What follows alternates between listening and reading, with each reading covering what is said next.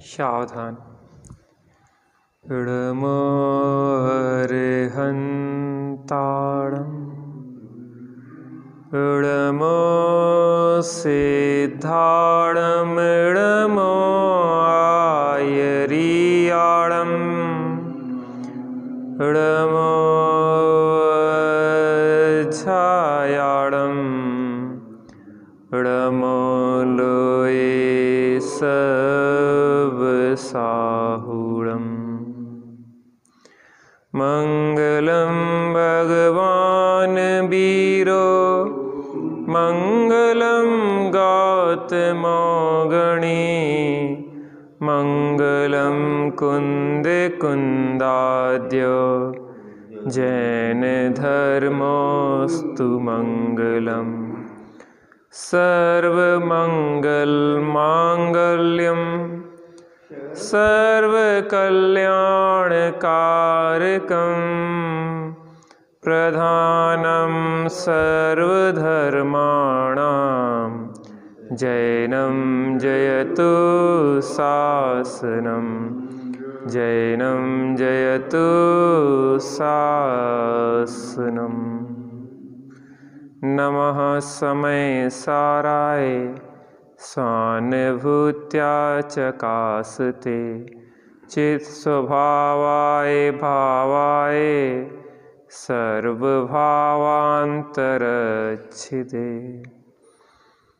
आत्मज्ञान ही ज्ञान है शेष सभी अज्ञान आत्म शांति का मूल है वीतराग विज्ञान वीतराग विज्ञान। एक व्यक्ति एक घड़े में दूध रख के दूसरे गांव बेचने जा रहा था।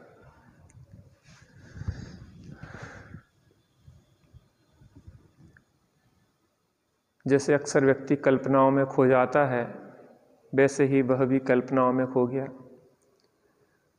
सिर पे घड़ा रखे हुए है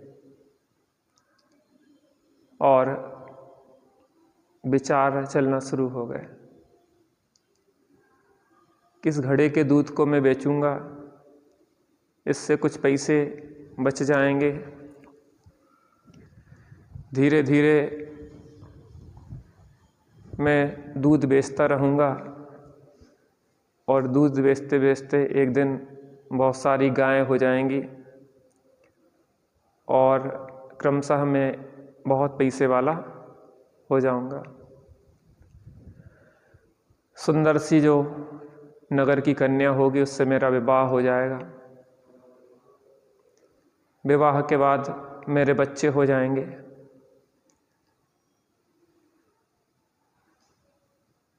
और मैं बच्चों को खिला रहा हूँ। मेरी लंबी लंबी मूछें हैं और मेरा बच्चा मेरी मूछों को खींच रहा है और मैंने दोनों हाथों से पकड़ के उस बच्चे को दूर किया। उतने में जो घड़ा सिर पे रखा था उससे हाथ हटा और घड़ा नीचे गिर के फूट गया। जोर जोर से दहाड़े मार के रोने लगा। किसी ने कहा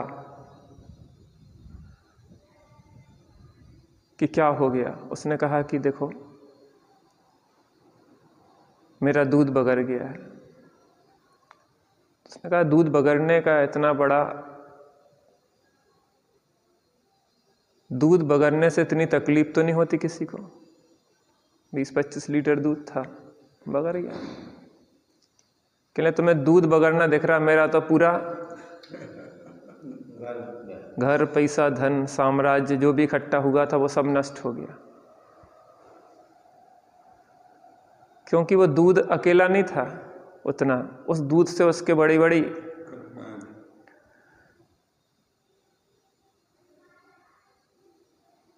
जो अट्टालिकाएं खड़ी हो गई थी, बीवी बच्चे हो गए थे, बड़ा धनपति बन गया था वो नगर का। वो एक क्षण में सब नष्ट हो गया। हमें उस व्यक्ति पे तो हंसी आती है, लेकिन हमारा भी उससे कुछ अलग नहीं है जीवन। हम पढ़ाई करेंगे, फिर इंजीनियर बन जाएंगे, डॉक्टर बन जाएंगे, सीए बन जाएंगे, उसके बाद बहुत पैसा होगा, मकान ले लेंगे शहर में, फिर बीवी होगी, फिर बच्चे होंगे। कितनी कल्पनाएं हैं हमारी। और जब मृत्यु आती है, एक क्षण में सब कल्पनाएं ध्वस्त हो जाती हैं। क्या होता है? जिस क्षण मृत्यु आती है तो हम पाते हैं कि हमारे हाथ में कुछ भी नहीं बचा। जो कुछ था वह सब कल्पनाओं में चल रहा था, क्योंकि जो अपना होता है वो अपने से अलग नहीं होता, और जो अपने से अलग हो जाए वो अपना होता नहीं।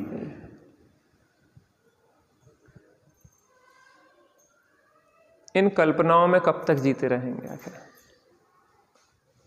और ऐसा नहीं है कि ये खेल हम इस जीवन में ही खेल रहे हैं, ऐसे अनंत जीवन व्यतीत हो गए हैं और उन अनंत जीवनों में यही खेल खेला है। चाहे पशु बन गए हों तो अपने परिवार में आप देखोगे कुत्ते घूम रहे हैं, कुत्तों का भी अपना परिवार है, बिल्लियों का भी अपना परिवार है, गाय भैंसों का भी अपना परिवार है, उनके बेबी बच्चे हैं। व्यक्ति एक चक्र में घूम रहा है, एक घेरा। जिस शरीर में हूँ, जिस शरीर जिससे उत्पन्न हुआ वे मेरे माता पिता, जो शरीर के लिए सहयोगी हो पत्नी, शरीर से उत्पन्न हो वो मेरे बच्चे, इससे आगे यह व्यक्ति निकल ही नहीं पाता। खूंटी जब तक ये मिथ्यात्व की गड़ी हुई है शरीर में, तब तक जीव यहीं घूमता रहेगा, और अंत समय में जब शरीर छूटेगा तो उस व्यक्ति की तरह हताश और निराश दहाड़े मार के रोएगा कि सब लुट गया। जनक का आता है, एक बार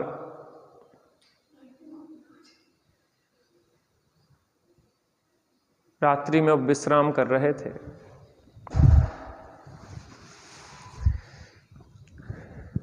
विश्राम करते हुए एक उनने स्वप्न देखा कि किसी राजा ने उनके ऊपर चढ़ाई कर दी है और वो हार गए हैं, और हार के दर दर की ठोकर खा के भाग रहे हैं खोजते हुए, कहीं सहाय मिल जाए, कहीं छुपने के लिए स्थान मिल जाए। कई दिन व्यतीत हो चुके हैं,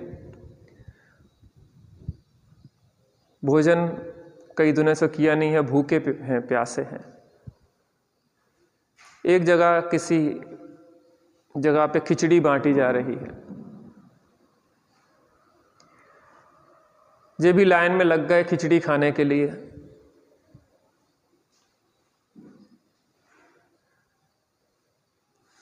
जब तक इनका नंबर आया तब तक खिचड़ी खत्म हो चुकी थी।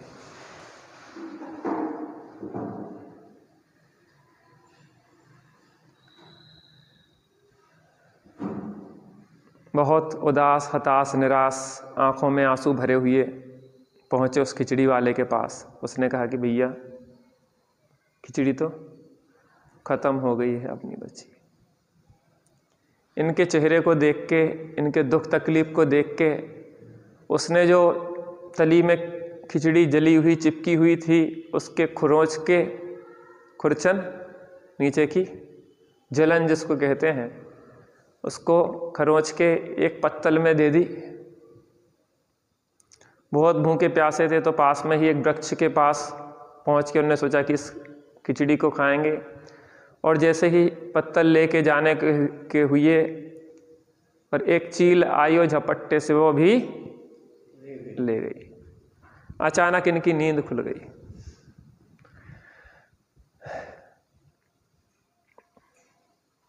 नींद खुल गई।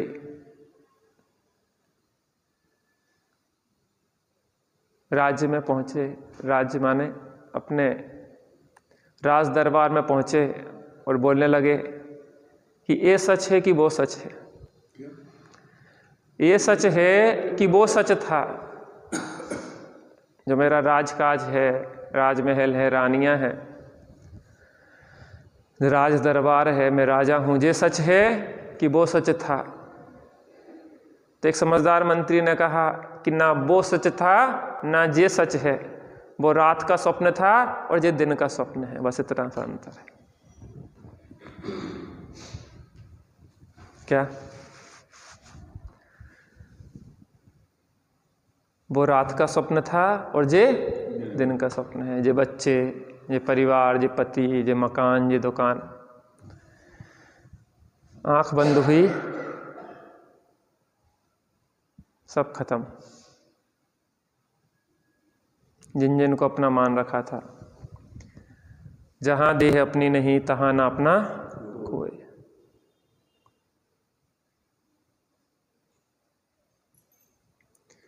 वह भ्रम हमारा मिटे, उसके लिए अपने यहाँ पे सुखी होने की विधि, परमात्मा होने का विज्ञान, भगवान बनने की विधि के आधार पे चर्चा कर रहे हैं। पहले थोड़ा सा जो विषय चल रहा है उससे जुड़ने के लिए पेज नंबर 16 पे आधा पेज पढ़ने के बाद जहाँ से विषय चलना है वहाँ पे पहुँचेंगे अपन।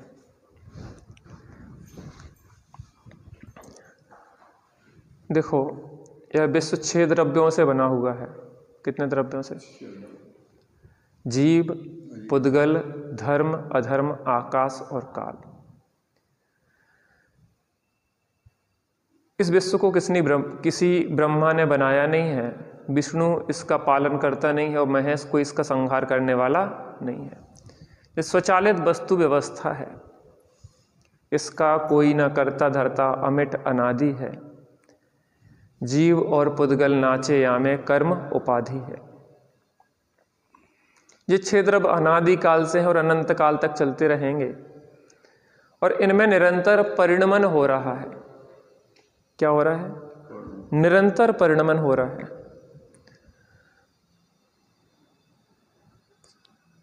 तो अवस्थाएं बदलती रहती हैं, लेकिन वो वस्तु, जो मूल वस्तु है, वो उस रूप बने एक रूप रहते हुए भी उसकी अवस्थाएं बदलती रहती हैं। क्या बदलती रहती हैं? अवस्थाएं। उन अवस्थाओं को कहते हैं विशेष। जो बदलती हुई है उसको क्या कहते हैं? विशेष। और जो एक रूप रहता है उसको कहते हैं सामान्य। थोड़ा सा अपन आधा पेज पढ़ लेंगे तो भैया को भी समझ में आएगा कि क्या विषय अपना आगे चल रहा है। 16 नंबर पेज पे सबसे नीचे देखेंगे, है ना? प्रत्येक वस्तु, चाहे वह चेतन हो या अचेतन, सामान्य विशेषात्मक है। सामान्य और विशेष ये दोनों ही वस्तु के गुण धर्म हैं, अथवा कह सकते हैं वस्तु बराबर सामान्य धन विशेष। देखो, बुद्धि तो अपने पास है, एक चीज आती है रुचि, अनुयायी, वीर्य। वीर्य माने होता सामर्थ्य। व्यक्ति की जहाँ रुचि होती है वहाँ उसकी सामर्थ्य लगती है, और जहाँ रुचि नहीं होती है वहाँ अपनी सामर्थ्य का वो 1% भी खर्च नहीं करता। और अगर रुचि होती है तो अपनी सामर्थ्य का 110% लगा देता है, अर्थात जितनी सामर्थ्य उससे भी ज़्यादा। एक मैं किसी व्यक्ति का जीवन देख रहा था कि वो मैराथन दौड़ता था। तो एक स्थिति ऐसी आती थी मैराथन दौड़ में कि जहां उसको लगता था कि मैं अब एक कदम भी नहीं बढ़ पाऊंगा, बस अब मेरी सामर्थ्य खत्म हो गई है। तो वो ये विचार करता था कि अभी मेरी सामर्थ्य का मात्र मैंने 40% यूज किया है। जब उसको ये लगता था कि मेरी सामर्थ्य अब क्या हो गया है, पूरी हो गई है, अब मैं इससे ज़्यादा नहीं दौड़ सकता, तो अपने माइंड को एक मैसेज देता था कि अभी मात्र मैंने 40% ही यूज किया है, 60% अभी मेरी एनर्जी है। ये जो थकान है, ये मन की है, शरीर की नहीं है।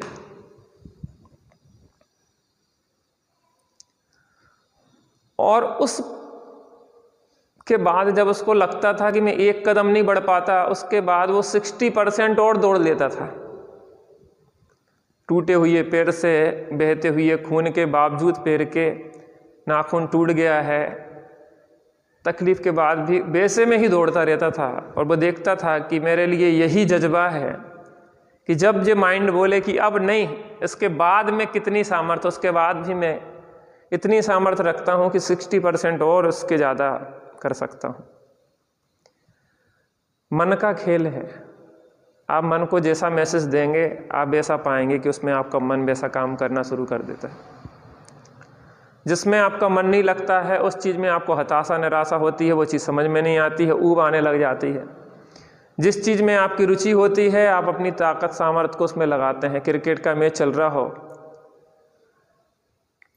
और पश्चिम देश में कहीं चल रहा हो, जहाँ पे यहाँ पे जब रात होती है वहाँ दिन होता है, रात को 10 बजे वो मैच शुरू हुआ और सुबह 5 बजे तक चलना है मान लो, नींद आती कि नहीं आती?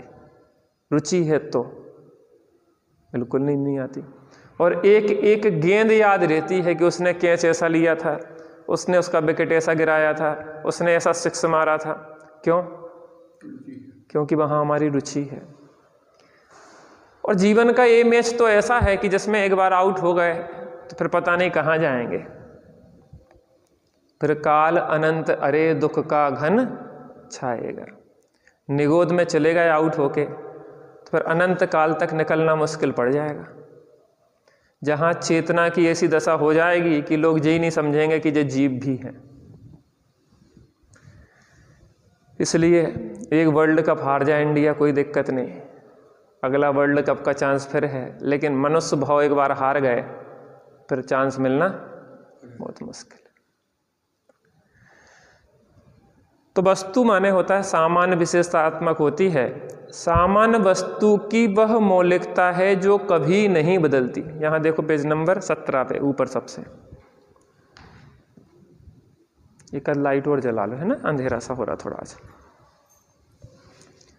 सामान्य वस्तु की वह मौलिकता है जो कभी नहीं बदलती। देखते जाना ध्यान से उस पे। जबकि वस्तु की जिस समय जो अवस्था है वही उसका विशेष है। सामान्य वस्तु की वह मौलिकता, मौलिकता मीन्स होता है मूल स्वभाव, अनचेंजेबल, जो कभी बदलता नहीं है, जो एक रूप रहता है।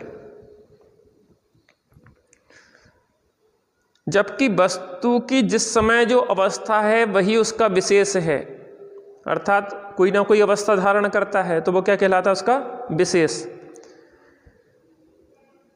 वस्तु की अवस्थाएं बदलती रहती हैं। क्या बदलती रहती हैं? वस्तु की अवस्थाएं बदलती रहती हैं, लेकिन मूल स्वभाव नहीं बदलता। क्या नहीं बदलता? देखो दृष्टांत से देखते हैं। मान लीजिए कि सोने का एक मुकुट था, फिर उसको तुड़वाकर हार बनवा लिया गया, कालांतर में हार को तुड़वाकर कंगन बनवा लिया गया। अवस्थाएं तो बदली परंतु सोना सोने रूप से कायम रहा। समझ में आया? क्या समझ में आया? अवस्थाएं बदलती रहीं, मुकुट तोड़ के हार बनवा लिया गया और फिर उससे कंगन बनवा लिया गया। तो अवस्थाएं तो बदली लेकिन सोना एक रूप रहा कि नहीं रहा? मुकुट में भी वही, हार में भी वही और कंगन में भी वही। कोई ने कहा कि जिज्जी जे नए कंगन खरीद ले का तुमने? कि नहीं, वही हार हतो ना, पुराना होगा तो हमने क्या कर दो, तोड़वा के कंगन बनवा ले।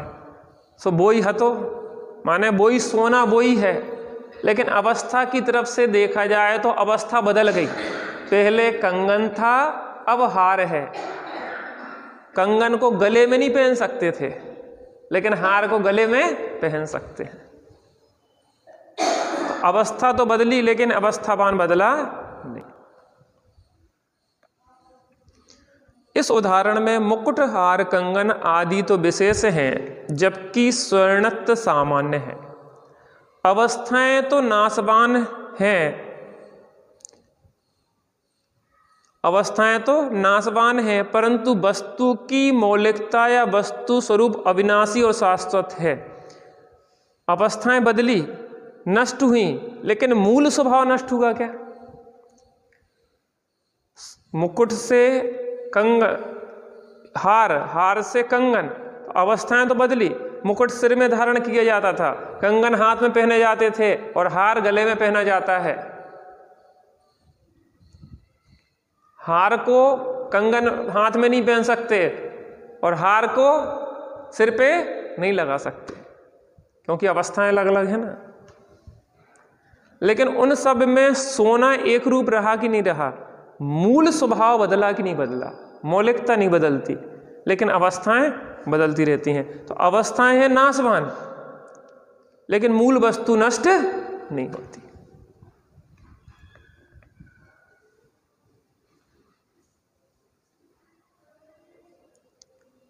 इसी प्रकार एक बालक किशोर अवस्था को प्राप्त होता है, फिर काल क्रम अनुसार किशोर से युवा, युवा से प्रौढ़ और प्रौढ़ से वृद्ध होता है। बालक, किशोर आदि अवस्थाएं तो बदल रही हैं, परंतु मनुष्य रूप से कायम है। तुम जब पैदा हुए थे तो इतने बड़े थे क्या? जब छोटे से थे और उसके बाद थोड़े बड़े हुए तो अवस्थाएं तो बदली, लेकिन क्या नाम, प्रथम तो प्रथम ही था, प्रथम ही है और प्रथम ही रहेगा। 80 साल का हो जाएगा तो 40 में तो 30 में तो, और 1 साल का या पैदा हुआ था तो वो तो एक रूप है, लेकिन अवस्थाएं बहुत बदलती रहती हैं।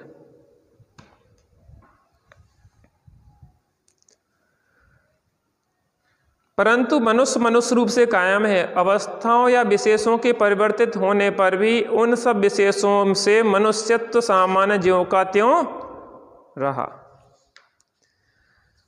तो इतनी बात समझ लें कि वस्तु कैसी है, सामान्य और विशेषात्मक।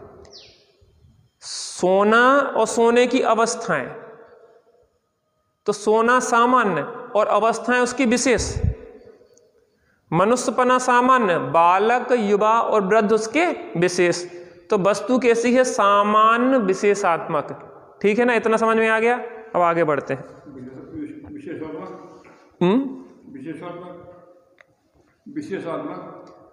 विशेष माने उसकी अवस्था, सामान्य माने वो मूल वस्तु और विशेष माने उसकी अवस्था।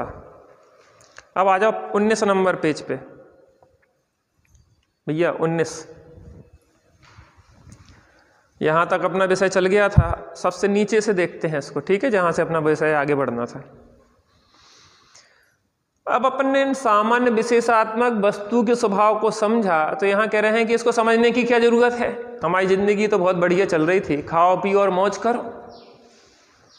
आप हमें उलझा रहे हो इन फालतू व्यर्थ की बातों में। तनुज को ठंड लगती है तो अपनी बढ़िया ओढ़ के सो जाता है, करना क्या है। सुखिया सब संसार है, खावे और सोवे, दुखिया दास कबीर है, जागे और रोवे। आगे तो दुनिया अपनी सो रही है आराम से। जब जग विषयों में रचपच कर गाफिल निद्रा में सोता हो, अथवा वह शिव के निष्कंटक पथ में विस्कंटक बोता हो अर्ध निशा का सन्नाटा वन में वनचारी चढ़ते हो, तब शांत निराकुल मानस तुम तत्वों का चिंतन करते, तप शैल नदी तट पर तरुतल वर्षा की झड़ियों में समता रस पान किया करते, सुख दुख दोनों की। मुनिराज बेचारे दुखी, ऐसी ठंड में ना कपड़ा न लत्ता, ना बीवी, ना बच्चा, ना ताप देखो। अपन सुखी हैं, बढ़िया खाओ पियो और मौज करो, हीटर लगा लो आराम से, रजाई ओढ़ के सो जाओ। बेचारे महाराज, उनके पास तो कछु नहीं है। वे बेचारे हैं कि अपन बेचारे हैं। वे समता रस का पान कर रहे हैं, हम कसायों के विष को पी रहे हैं। वे आत्मा के अतीन्द्रिय आनंद को भोग रहे हैं और हम अनंत दुख को भोग रहे हैं। लेकिन अज्ञानी की दृष्टि तो अज्ञानता की होती है। जनक की सभा में अष्टावक्र गए। अष्टावक्र हिंदुओं में एक विद्वान माने जाते हैं, उनने अष्टावक्र गीता लिखी। तो वहाँ पे विद्वत परिषद का अधिवेशन था, विद्वानों की सभा थी। तो जनक की सभा में जब अष्टावक्र पहुँचे, पहले से सब विद्वान बैठे हुए थे, तो अष्टावक्र क्या थे, 8 जगह से टेढ़े थे वो। टेढ़े ऐसे चलते थे, जैसे किसी की हड्डी टूट जाए ना, जगह जगह आड़ी तिरछी जुड़ जाए, ऐसी 8 जगह से पैदा हुए थे अष्टावक्र, 8 जगह से टेढ़े थे। तो ऐसे टेढ़े टेढ़े चलते हुए चले आ रहे थे, तो जितने लोग बैठे थे वो सब हंसे जोर से। क्या हुआ? हंसे। तो अष्टावक्र ने कहा कि मैं विद्वानों की सभा में नहीं, मैं चमारों की सभा में आगे लगता हूँ। क्योंकि जो चमड़ी से देखते हैं वो चमार, और जो ज्ञान से देखते हैं वो विद्वान। इनने मेरे ज्ञान को तो देखा नहीं है, मेरी चमड़ी हड्डी को देख के, मेरे शरीर को देख के जो हंस रहे हैं। मुझे इनमें कोई भी विद्वान दिखाई नहीं देता। लगता है आपने चमारों की सभा बुलाई है। तो मुनिराज का जीवन जो अंतरंग में शांति आनंददायी है वो तो हमें दिखाई देता नहीं है। हमें तो दिखाई देते हैं उनका बाहर में नग्न दशा, उनके उपसर्ग परिसर। बेटा हाथ पैर में नहीं लगाए जाते हैं ना, अपन मोजे जूते पहनते हैं। अब जिनवाणी नहीं छूना, ऐसे ही रहने देना। तो मुनिराज का क्या कहलाता है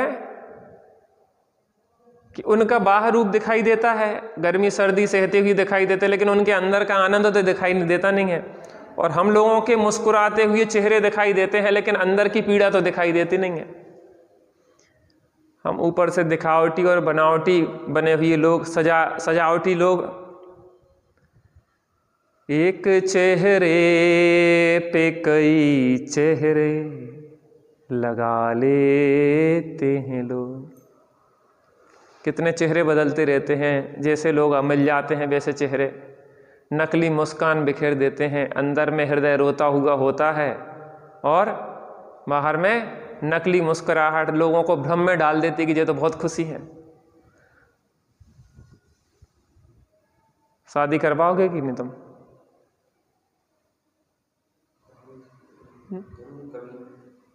अभी आगे करवाएंगे। जिनने शादी करवाई वो सुखी हुई है कि नहीं हुई है?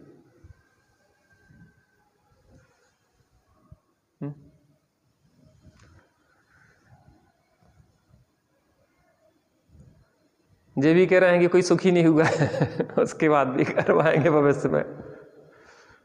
पता क्या होता है, इतने दिखावटी और नकली चेहरों को देख के हमें भी भ्रम हो जाता है कि जैसा शायद सुखी हैं।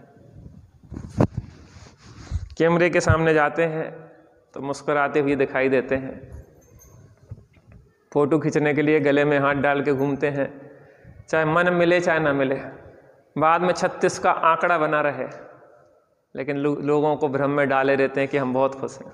फोटो डालते रहेंगे फेसबुक पे, देखो कितने प्रसन्न हैं। अंदर से पूछा जाए तो कितनी पीड़ाएं हैं। जहाँ कर्तृत्व है, जहाँ स्वामित्व है, जहाँ दूसरे को अपने अनुसार चलाने का भाव है, वहाँ अनंत दुख है। और 24 घंटे हमारे जीवन में चलता क्या है, हम दूसरे को अपने अनुसार परमाना चाहते हैं। पत्नी चाहती है पति हमारे अनुसार चलना चाहिए, पति चाहता है पत्नी हमारे अनुसार चलना चाहिए, दोनों चाहते हैं कि बच्चे हमारे अनुसार चलना चाहिए। बच्चों की तो चटनी बट जाती है बेचारों की,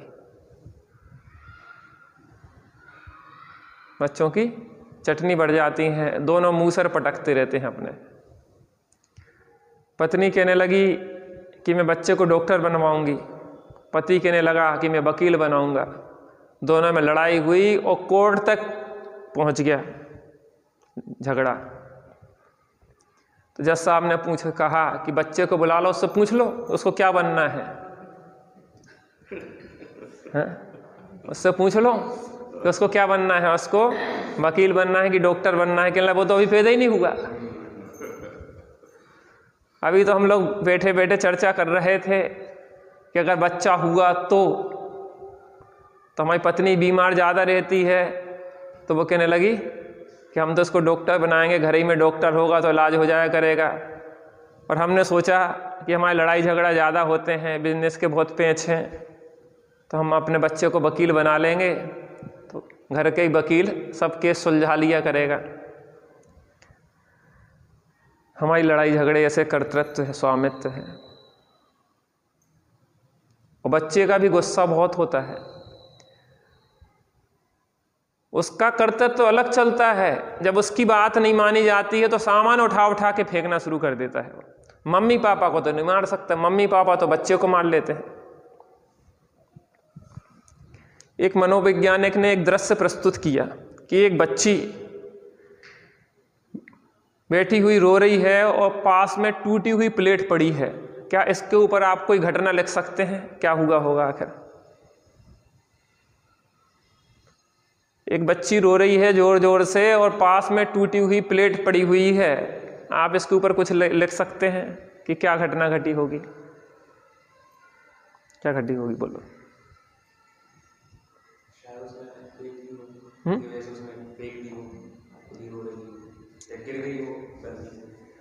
उसकी घटना ऐसी है कि उसके पिताजी ऑफिस में जहां नौकरी करते थे वहां उसके बॉस ने बहुत जोर से उन्हें डांट दिया, झटकार दिया। तो पति के अंदर जो गुस्सा भरी थी वो घर पे आए और पत्नी में पिटाई लगा दी पत्नी की। क्या करेगा? गधे पे नहीं चलती तो गधी गया के कान मरोड़त व्यक्ति। तो पत्नी की पिटाई लगा दी। पत्नी पति को तो मार नहीं सकती, जैसे कि वो पिता उसका अपने बॉस को तो मार नहीं सकता। गुस्सा किस पे थी? बॉस पे। लेकिन निकाली किस पे? पत्नी पे। पत्नी की पिटाई लगा दी तो पत्नी पति को मार नहीं सकती। भारतीय संस्कृति है, मान मर्यादा है। तो उसने बच्चे पे गुस्सा निकाली तो बिना बात के बच्चे की पिटाई हो गई। और बच्चा माँ को नहीं मार सकता, तो उसमें किस पे गुस्सा निकाल दी? खिलौने पे, प्लेट पे। बच्चा भी मचलता है कि हमें तो फला चीज चाहिए है, वो उसका कर्तृत्व है। मम्मी पापा को अपने अनुसार चलाना चाहता है। यहाँ पे जीव दुखी है तो कर्तृत्व और स्वामित्व के कारण दुखी है कि दूसरा हमारे अनुसार पढ़ तो हम सुखी हुए। और अज्ञानी अगर अज्ञानी से मिल जाए, दोनों अज्ञानी हो, पति भी अज्ञानी है पत्नी भी अज्ञानी है, तो फिर संघर्ष होता है। पहले पति बोलता है पत्नी सुनती है, फिर पत्नी बोलती है पति सुनता है, फिर दोनों बोलते हैं मोहल्ले वाले सुनते हैं। दादाजी क्या होता है? ये कर्तृत्व स्वामित्व की लड़ाई है इस दुनिया में। इसलिए ये तत्व ज्ञान नहीं हुआ तो हमें संसार में कोई सुखी नहीं कर सकता। इस तत्व ज्ञान की कितनी आवश्यकता है, इसका महत्व तो हमें समझना चाहिए। तो ऐसे वस्तु स्वरूप को क्यों समझें? यहां प्रश्न हुआ कि वस्तु के सामान विशेषात्मक स्वरूप को जानना क्यों जरूरी है? आप इतना माथा पच्ची क्यों कर रहे हैं हमारे लिए? आखिर क्यों समझाना चाह रहे हैं? आखिर बढ़िया जिंदगी चल रही है, खाओ पियो और मौज करो। माता अच्छी जिंदगी चल रही, क्या समस्या है? प्रथम कोई समस्या है तुम्हारी जिंदगी में? है? मूल समस्या को तो पता ही नहीं है तुम्हें तो क्या लग रही कि हमारे कंपटीशन में हम पास हो जाएं और नौकरी लग जाए तो हम सुखी हो जाएंगे। तुम्हारी समस्या तो जा है। तो मूल समस्या जो है वो मूल समस्या तो समझ में आ नहीं रही अपन को। नौकरी लग गई जिनकी वे सुखी हो गए, फिर शादी की समस्या आएगी। शादी हो गई जिनकी वो सुखी हो गए, बच्चों की समस्या, बच्चे हो गए वो सुखी हो गए। उनकी पढ़ाई हो गई जिनकी वो सुखी हो गए। शादी हो गई जिनकी, उनके बच्चों की बेसुखी हो गए। हम चले जाएंगे फिर समस्या का समाधान, अंतिम समाधान ज्यादा ही है।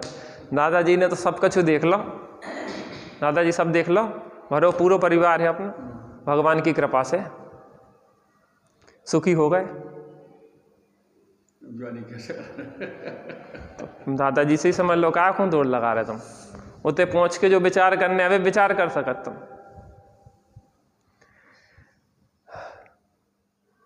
एक आश्रम में एक शिष्य रहता था।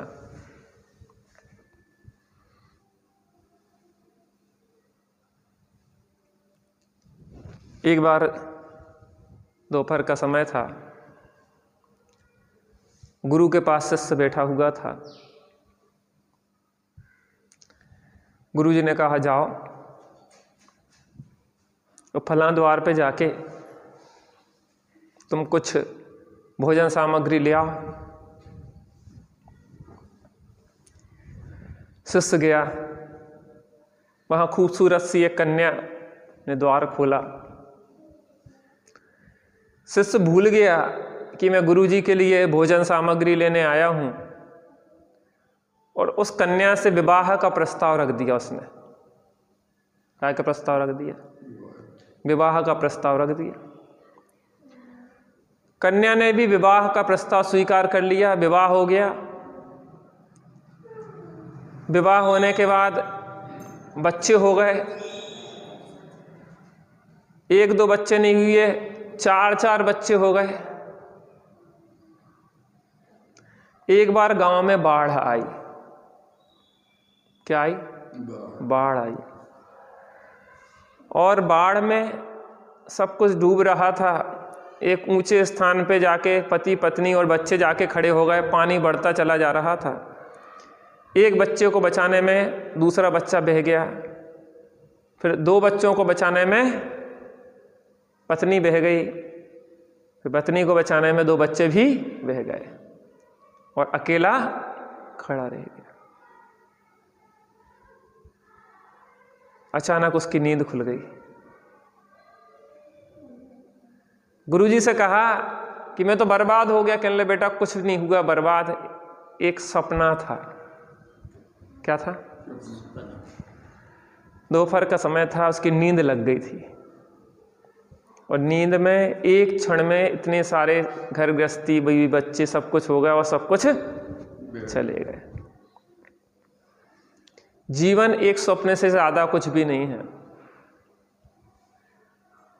एक रात्रि का स्वप्न होता है और एक दिन का स्वप्न होता है। ये हमारा कौन सा स्वप्न है? इसलिए प्रथम इतनी समस्याएं झेलने के बाद समझ पाओ, अभी ये समझ सकते। हम जब पैदा नहीं हुए थे तब हमारी शादी पक्की हो गई थी। आपको पंडित जी बाल विवाह तो सुने थे हमने, लेकिन पैदा होने के पहले शादी पक्की हो जाए तो हमने अभी तक सुनी नहीं। दरअसल हमारी मम्मी और उनकी एक सहेली थी, फास्ट फ्रेंड, दोनों के बच्चे होना थे, एक ही समय पे होना थे। तो उन्होंने उनमें तय हुआ कि तुम्हारा लड़का, जिसका लड़का हुई किसी की लड़की हुई तो दोनों की संबंध तय हो जाएगा। और दोनों ने नेंग दस्तूर भी कर लिया पैदा होने के पहले ही। और भाग्य से हुआ भी ऐसा कि हमारी मम्मी के हम लड़का हुए, उनकी लड़की हुई, और संबंध पक्का हो गया। क्या हो गया? संबंध पक्का हो गया। हम जब जाते थे तो दमादों जैसा स्वागत होता था, भले छोटे थे हम।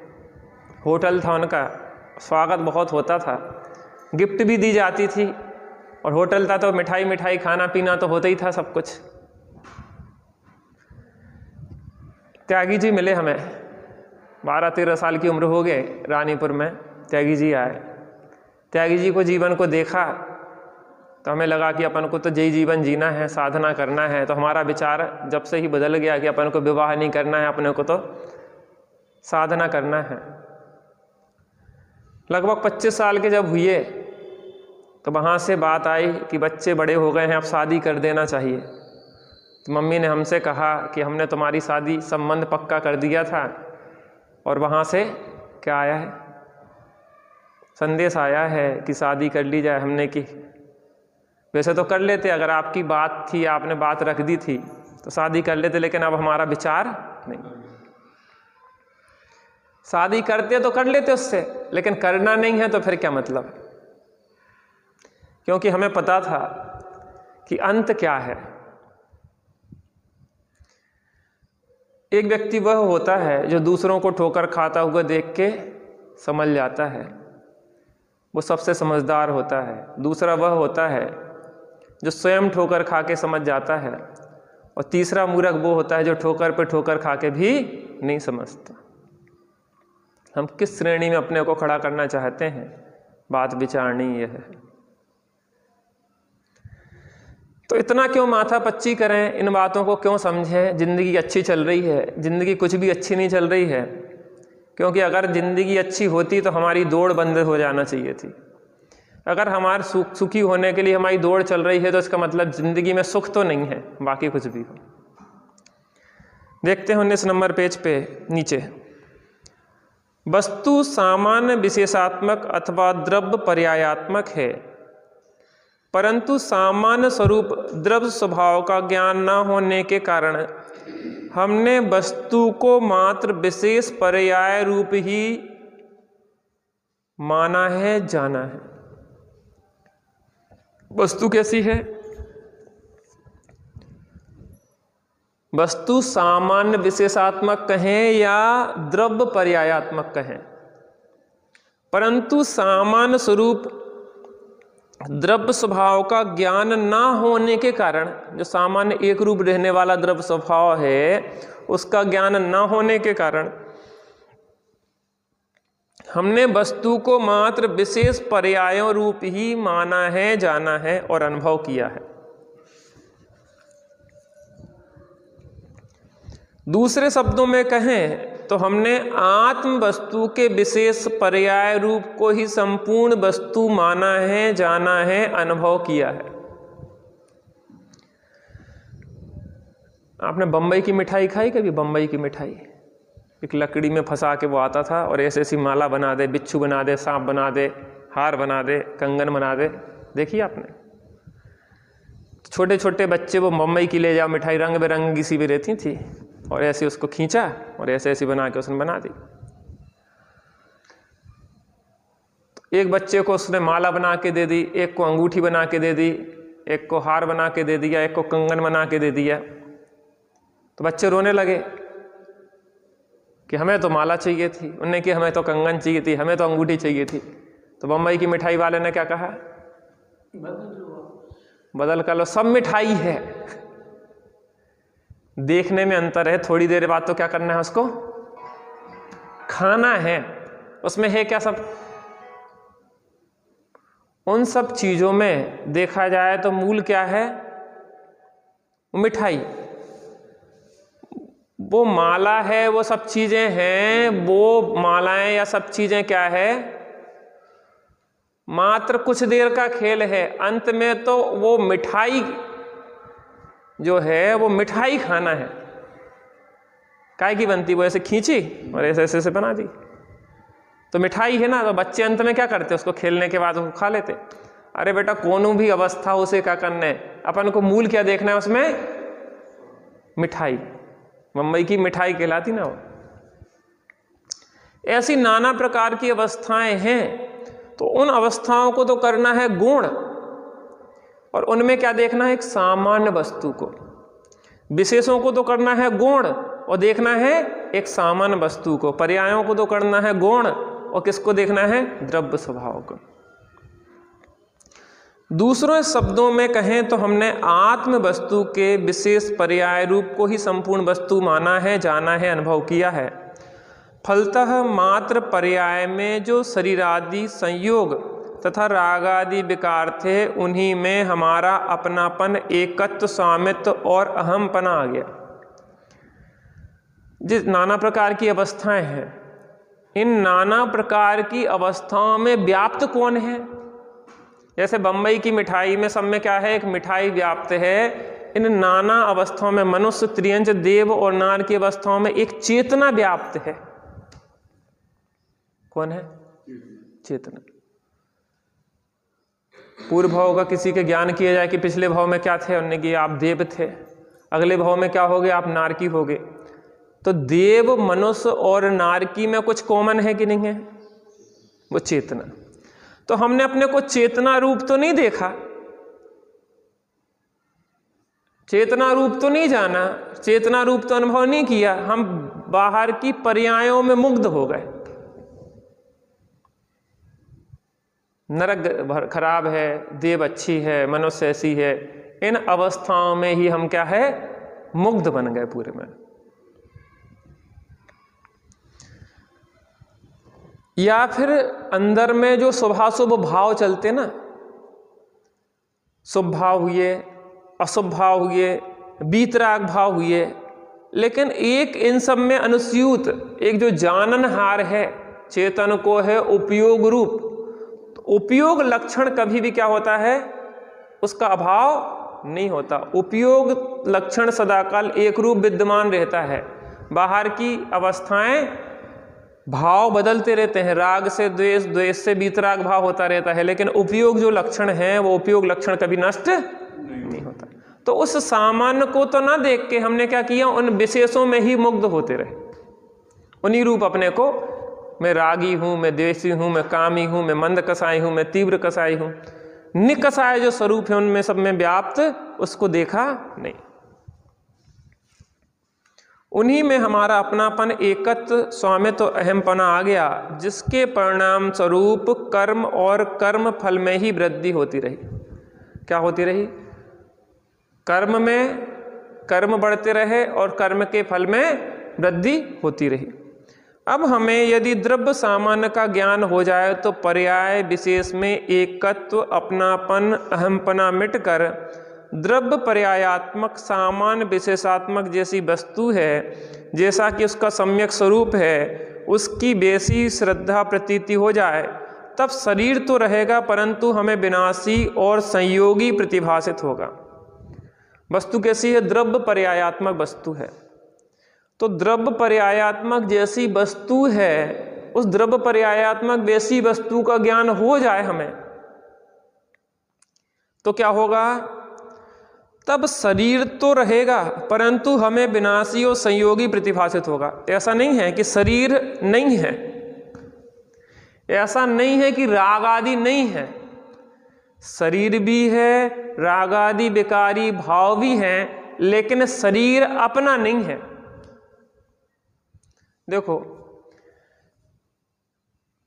आप मोटरसाइकिल से जा रहे हैं, मोटरसाइकिल बैठे, तो मोटरसाइकिल ऐसा समझो कार में जा रहे हैं, कार में, ठीक है ना, कार में जा रहे हो तो कार को पास करने के लिए कितने फुट की जगह चाहिए पड़ती है? मान लो 5-6 फुट की चाहिए, ठीक है ना। तो जिस समय आप कार में बैठे हो तो क्या आप अपने को कार रूप अनुभव करते हो? कभी कभी तो कार में इतना तन्मय हो जाता है व्यक्ति की कार में ना भी बैठा हो तो 6 फुट की जगह ढूंढता है। क्या कहा? कार में बैठा हो तब तो 6 फुट की जगह ढूंढता है, कार में ना बैठा हो तो भी 6 फुट की जगह ढूंढता है, क्योंकि उसको ऐसा लगने लगता है कि मैं कार हो गया। क्या हो गया? कार हो। पास करेगा तो कितनी जगह चाहिए? देख लेगा भैया 6 फुट की जगह है कि नहीं है, ऊपर से इतनी जगह है कि नहीं है, कि निकल पाएगी कि नहीं निकल पाएगी। कई बार बैरियर होता ना, तो बस में बैठा हुआ हो, बैरियर हो, तो आदमी बस के अंदर भी सिर झुका लेता। कहा भैया तुम बस के अंदर बैठे, बैरियर ऊपर बस में के ऊपर है कि तुम्हारे ऊपर है, लेकिन वो क्या करत ऐसे झुका लेता, क्या है तुम्हारे ऊपर से निकल रहा होगा, ऐसा भ्रम हो जाता है। बस ट्रक के ड्राइवर जो लगातार बस और ट्रक चलाते रहते हैं, कभी कभी बस और ट्रक नहीं भी होता है तो उन्हें क्या भ्रम हो जाता है कि मैं बस ट्रक में हूं, और उसको देखने लगता है कि भैया साइड है कि नहीं है। लगातार इन शरीरों में रहते रहते हमने अपने को क्या मान लिया है? शरीर है तो अपन अमूर्तिक चेतन सत्ता। इस पुद्गल से कैसा नाता, लेकिन हमारा नाता किससे जुड़ा हुआ है? पुद्गल से। कितने साल के हो गए? 80-82 साल के। कौन हो गया? आत्मा की शरीर। हमें क्या लगता है कि हम 80-82 साल के हो गए। कितना वजन है आपका? 75 किलो। शरीर का वजन है कि आत्मा का? हमें क्या लगता है कि हम 75 किलो के हो गए। हम कैसा रंग है आपका? गोरा कि काला? हा? गोरा है, काला आपका रंग? गोरा है ना, शरीर का रंग गोरा, और हमें क्या लगता है कि हम गोरे हो गए। कान में कम सुनाई दे तो क्या लगता है कि हमें कम सुनाई देने लगा। आंखों में कम दिखाई दे तो हमें लगता है कि हमें कम दिखाई देने लगा। शरीर स्वस्थ हो तो हम स्वस्थ, शरीर बीमार हो तो हम बीमार, शरीर सांवला हो तो हम सांवले, हम शरीर गोरा हो तो हम गोरे, शरीर सुंदर हो तो हम सुंदर, और शरीर कुरूप हो तो हम कुरूप। कर्म के उदय से जो भी प्राप्त होता है उनमें जीव क्या करता है, अहमपना कर देता है। ये सब कर्म के उदय ने दी। ऐसी शकल क्यों मिली तुम्हें, ऐसे फिंगरप्रिंट क्यों मिले, ऐसी आंखों की रेटिना की ऐसी क्यों मिली बनावट, ऐसे एक एक चीज क्यों मिले, जो अलग अलग फिंगरप्रिंट क्यों होते हैं, आँखी के पुतलों की बनावट क्यों अलग अलग होती है, क्योंकि कर्म अलग अलग है। तो कर्म अलग अलग क्यों है, भाव अलग अलग है, इसलिए व्यवस्थाएं अलग अलग है।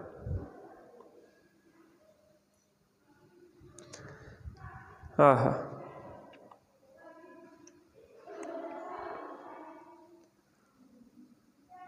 अब हमें यदि द्रव्य सामान का ज्ञान हो जाए तो पर्याय विशेष में एकत्व, अपनापन, अहमपना मिटकर द्रव्य पर्यायात्मक सामान विशेषात्मक जैसी वस्तु है, जैसा कि उसका सम्यक स्वरूप है, उसकी वैसी ही श्रद्धा प्रतीति हो जाए, तब शरीर तो रहेगा परंतु हमें विनाशी और संयोगी प्रतिभासित होगा।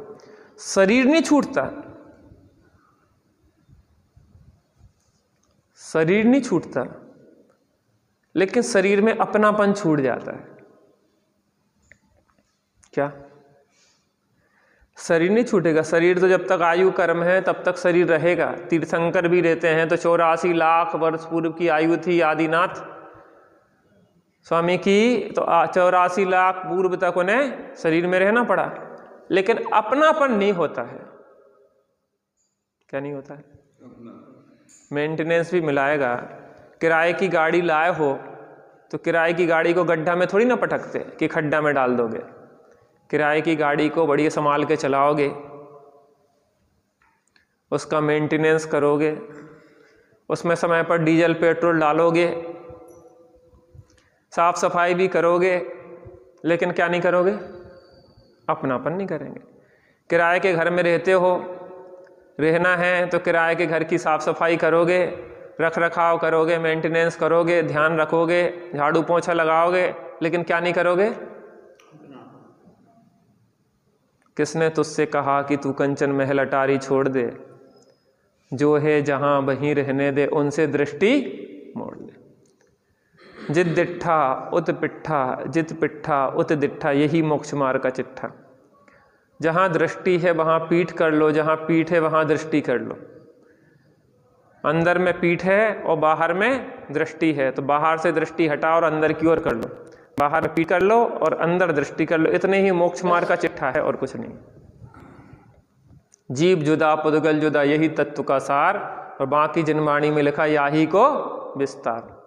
जीव अलग है और पुद्गल अलग है, यही द्वादशांग रूपी जिनवाणी का सार है, बाकी इसी का विस्तार है।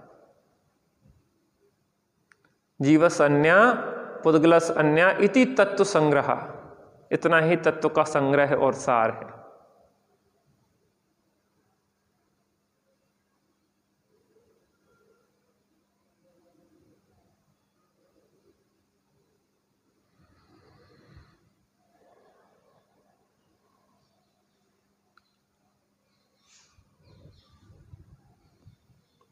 मौन, मौन में ही घटित होता है सब कुछ। रहस्य वाणी से पार है। जो वाणी से भी पार कहा, मन भी थक करके रह जावे। वाणी से पार है, चिंतन जिसका पार पा सकता नहीं है। बस अनुभूति में आवे। थोड़ी देर बैठ के अभ्यास करें। अम्मा जी बहुत गई, थोड़ी रही, थोड़ी भी अब जाए, कहे नटनी नट से रहना बीती जाए। है याद?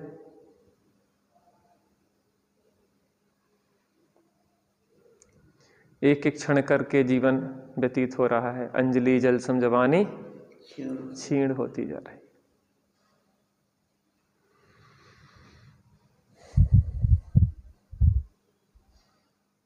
तब शरीर तो रहेगा परंतु हमें विनाशी और संयोगी प्रतिभासित होगा। जैसा कि यह वस्तुतः है, राग आदि भी होंगे परंतु आत्मा के अपने स्वभाव दिखाई नहीं देकर विकार रूप तथा नाशवान दिखाई देंगे, जैसा कि ये वस्तु में है। देखो, रोग शरीर ही में होता, रोग शरीर ही में होता। शरीर में फोड़ा हुआ, लेकिन फोड़े को हम अपना तो नहीं मानते, फोड़े को शरीर का अंग तो नहीं मानते, फोड़े को रखना तो नहीं चाहते। जिस क्षण फोड़ा है उस समय भी क्या अपनापन है उस फोड़े में? जिस क्षण में फोड़ा है शरीर में उस क्षण भी क्या अपनापन है? जिस क्षण में शरीर में कैंसर है, कैंसर के कीटाणु शरीर में फैले हुए हैं, तो उस कैंसर में क्या अपनापन है? क्या हम उसको रखना चाहते हैं? तो कैंसर को कैंसर समझ के हम कैंसर के कीटाणुओं को दूर करना चाहते हैं। ऐसी अपनी विपरीत मान्यता को समझ के हमें अपनी विपरीत मान्यता के कीटाणु मिथ्या दर्शन, ऐसे मिथ्या दृग ज्ञान चरण बस भ्रमत भरत दुख जन्म मरण ताते इनको तजिए सुजान, छोड़ने के लिए मिथ्यात्व सा।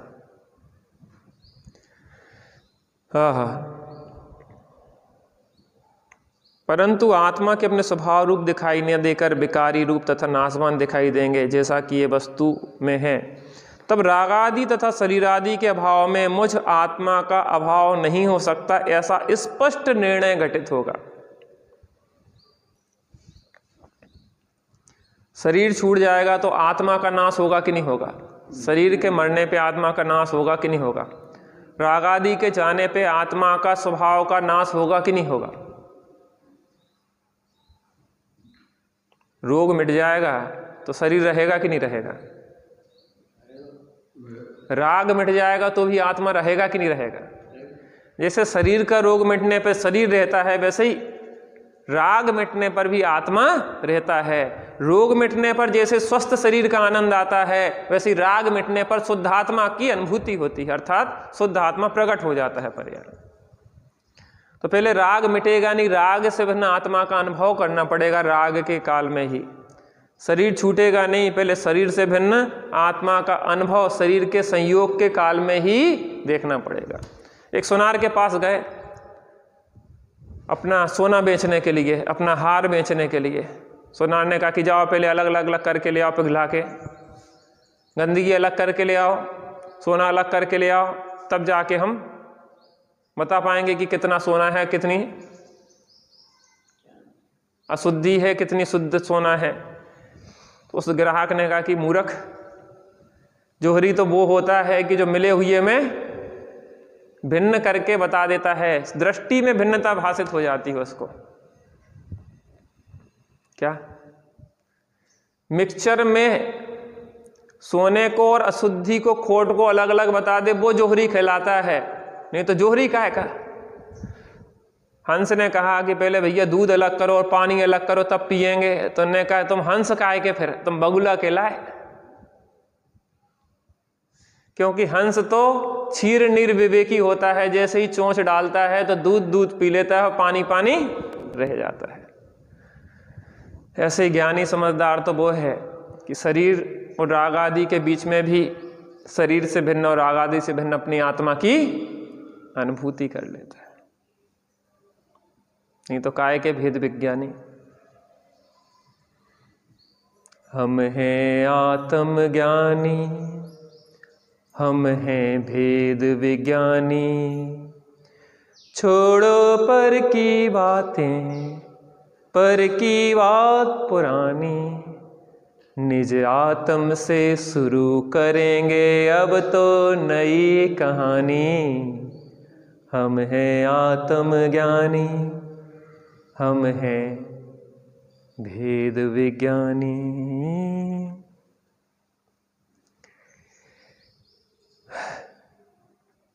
समय हो गया है।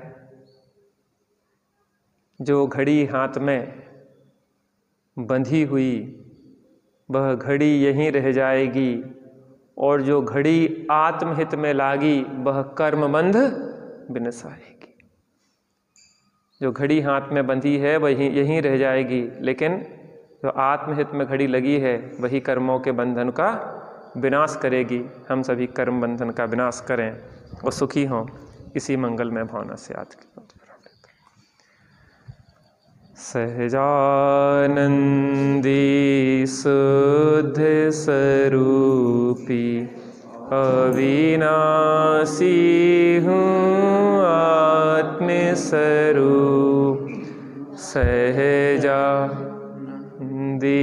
शुद्ध स्वरूपी अविनाशी हूँ आत्मस्वरूप। देह विनाशी में अविनाशी अजर अमर हूँ आत्मस्वरूप। सहजानंदी शुद्ध स्वरूपी अविनाशी हूँ। निज निधि निज में बताई यह अनंत उपकार है। उसके लिए जिन वाणी माँ को वंदना सतवार।